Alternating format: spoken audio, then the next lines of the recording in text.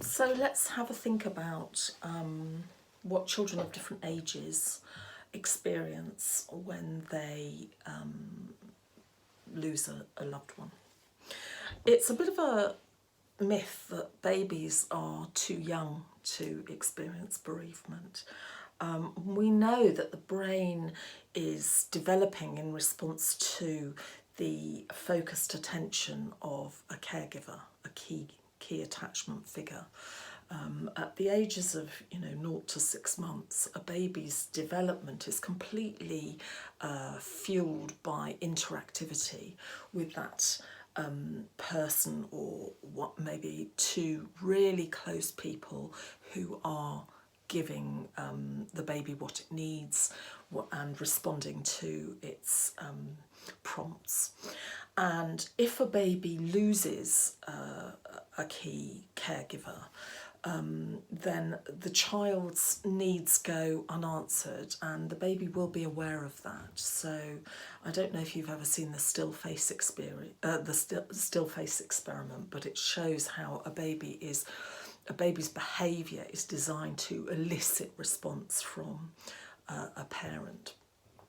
So, and the baby becomes really distressed when the parent doesn't respond. And this is what can happen when that key figure is removed from the picture, whether it's through illness or death. So a baby will become fractious, it will become distressed, difficult to settle, may affect its appetite, its sleeping and so forth. But similarly, if the baby's caregiver experiences bereavement or loss at this time, the baby will also pick that up and can similarly become fractious. And that's because there's an interruption in that attachment interaction. So for example, if you think about when you're picking up a baby, if you're feeling good, if you're feeling quite happy, you're picking up a baby, maybe you're changing the baby. When you're feeding the baby, there's lots of eye contact and lots of making noises and feedback facially and so forth, and repeating of sounds. But if you are feeling very depressed or feeling very upset, as you might be if you've suffered a serious bereavement, then all of that interaction, you'll be going through the motions. You perhaps won't have the eye contact, you won't be as verbal, and the baby will sense that, and the baby will respond in order to try to get a response from you. So in fact, bereavement can have a big effect on a baby. Around the age of about 6 months, between 6 months and 2 years, the baby's brain is beginning to develop, and it's within that time that they're starting to be able to picture the person. They create an internal image of the person in their mind, and so they will become aware that that person isn't there. And this can sometimes lead to some quite upsetting behaviours. It can be upsetting for adults to see, because the baby might be looking, sometimes the baby will look under the bed or look out of the window or look in the cupboard, because they're responding to this feeling that they know that something really important is missing. So it can be really hard for us because it doesn't seem to make sense. It can be upsetting, but it is a natural reaction at that age. If we move on a little bit, they become a little bit older, so 2 to 5 years, they're beginning to now move into a better understanding, a better perception that somebody has gone, but they won't have any perception of permanence. And so it might be that when we tell them that somebody has died, that they don't seem to react as we might expect them to. And they may seem to be fine. And this can be really jarring or upsetting for us, and we might think that they haven't understood.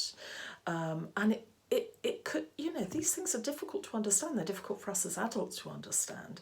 Sometimes we have to go over the same ground. That can be really painful for us if we're bereaved. But a child will need clear language, a clear explanation, and again, the reiteration that that person isn't going to come back, which is hard and really hard for us to say.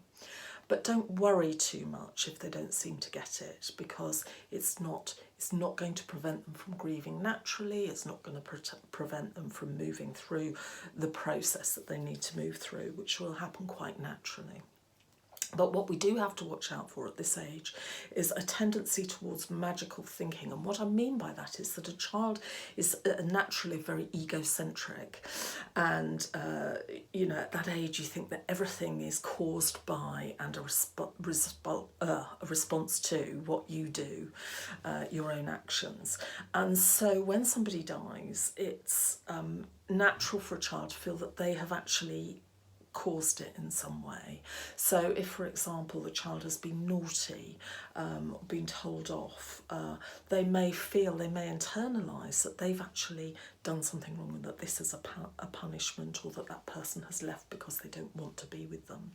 So it's really important. Their child may not reveal this kind of thinking. So it's very important that we explicitly say, this is not your fault. This is not anyone's fault. This is not anything that anyone has done.